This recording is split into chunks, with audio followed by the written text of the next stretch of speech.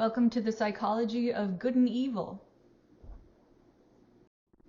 In this course, you've studied the science of morality from many perspectives, and we've covered lots of topics: honor, religion, and values, the moral self, moral disengagement, blame and character judgment, relational models, and clinical, evolutionary, and developmental perspectives. You've practiced applying theories and findings to your life and to challenging social problems. Now it's time to integrate your learning from across the semester, to step back and take a look at the big picture. We'll reflect on the research findings that mattered most to you in your posts, and discuss how everything fits together into a broader understanding of the psychology of good and evil. We'll look at the big picture from two perspectives.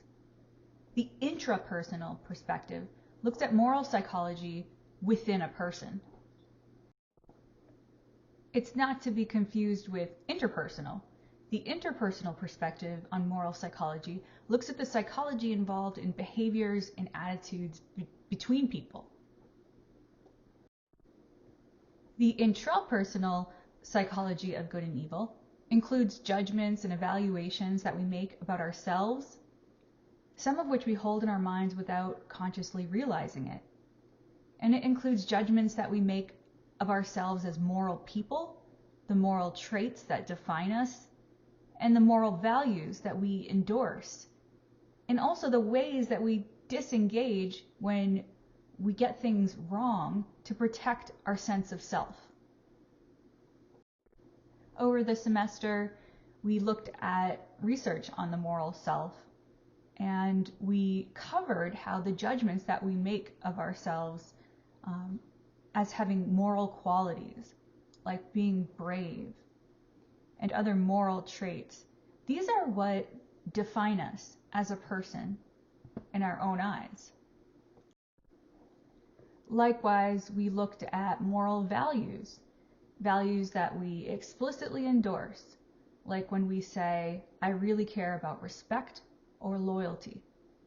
And then we looked at how values can have roots in parts of ourselves that are not clear to us and that are more implicit. After talking about how the moral self is composed of beliefs about moral traits and different values that we have, we discussed the ways that we morally disengage to protect our sense of self when we go against our values. When we learned about the close connection between people's sense of self and their moral traits and values, we learned that when people think about who I am or what's me, what's not me, typically they focus on morally relevant traits more than even intellectual traits, personality traits, or their own life history. For example, I'm not who I am because I'm a soldier. I am who I am because I value honor and respect for country. I'm not just a doctor or a nurse, my profession. I am who I am because I care about the vulnerable, for example. Or I'm not just a student at Cornell. I am who I am because I care about and fight for equality. Our moral values are not only part of what makes us who we are in our own eyes, this is also the case for how other people look at us. Our moral values also group us together. While people broadly agree about the moral importance of caring and fairness, we know that there's much more variability in how much people agree about the moral importance of loyalty and obedience or respect for authority and purity. And we covered how those moral values are the binding values, understood to support the welfare of relational ties, groups, not individuals. By contrast, care and fairness values are the individualizing values. meant to apply to each individual, regardless of their group. They stipulate that reducing harm is more important than advancing your in-group. They stipulate that ensuring fairness and justice trumps being committed to a relationship or a group.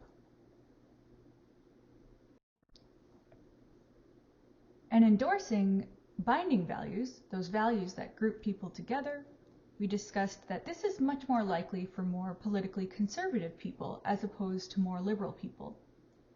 Both liberals and conservatives put a lot of value and care in fairness, but liberals specifically devalue the binding values of loyalty, obedience, and purity relative to conservatives.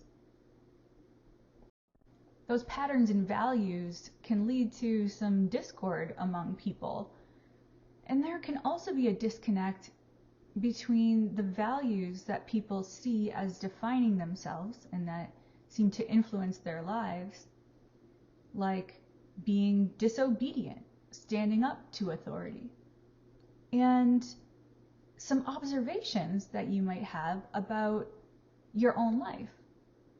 Perhaps having always obeyed authority and done what you're told without a problem.